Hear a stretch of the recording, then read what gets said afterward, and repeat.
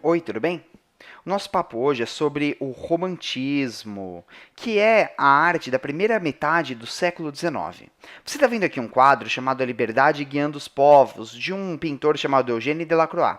Esse quadro é bastante representativo desse momento, porque mostra uma mulher segurando a bandeira da França, o que nos remete ao conceito da Revolução Francesa, que é o fato histórico que vai dar bases para esse movimento artístico e cultural. Bom, estamos falando então do romantismo, que é a arte da primeira metade do século XIX. Você já sabe que todas as vezes em que a gente fala de alguma estética, a gente tem sempre que considerar o contexto histórico. E o que é que estava acontecendo nesse período? Estamos no início do século XIX, finalzinho do século XVIII, e nesse período vão acontecer intensas movimentações da sociedade. Vão acontecer as revoluções liberais, a Revolução Industrial e a Revolução Francesa. Há aqui também o início da ascensão da burguesia. E você sabe, quando a burguesia vai ascender ao poder, alguém vai cair. E quem vai cair vai ser a nobreza, os reis serão decapitados. Pois bem, quais serão as origens do movimento do romantismo? O romantismo vai ter a sua origem lá na Alemanha, em um movimento conhecido como Sturm und Drang, que em uma tradução rápida significa tempestade e ímpeto. Você já sabe também que no romantismo teremos intensas valorizações das paixões. Você sabe que o romantismo é uma arte de grande emotividade. O ímpeto está diretamente ligado com isso. O livro mais importante desse período lá na Alemanha é um livro chamado Os Sofrimentos do Jovem Werther, de um escritor chamado Goethe. O Goethe vai escrever esse livro em 1774. Ele escreve Os Sofrimentos do Jovem Werther, que é um livro que tem muitas características desse período, tem muitas características do romantismo. Esse livro conta basicamente a história de um jovem que se muda e, quando chega em uma nova cidade, acaba conhecendo uma moça.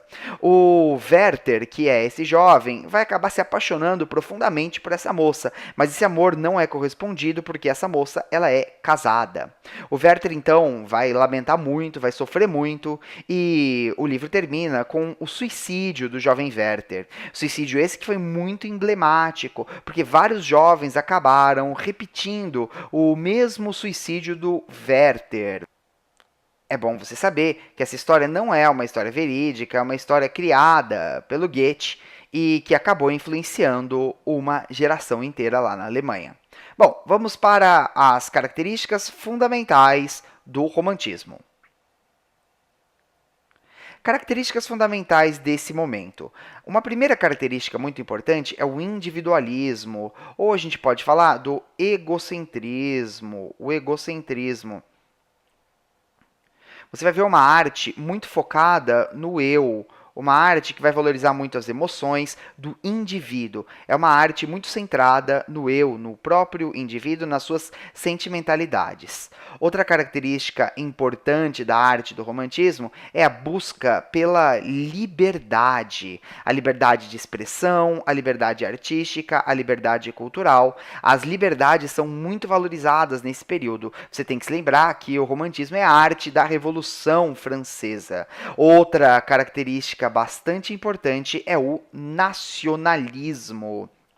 Estamos em um período de revolução, e nesse período de revolução a pátria é muito valorizada. Vai ter um intenso nacionalismo. Além disso, outra característica bastante importante desse período é que a subjetividade é levada ao extremo. Quando a gente fala de subjetividade levada ao extremo, a gente está falando de idealizações. É a idealização do amor, a idealização da mulher, a idealização da pátria e do herói nacional. Iremos encontrar essas características frequentemente na arte do romantismo. Que tal se a gente fizer agora alguns exercícios? Vamos lá?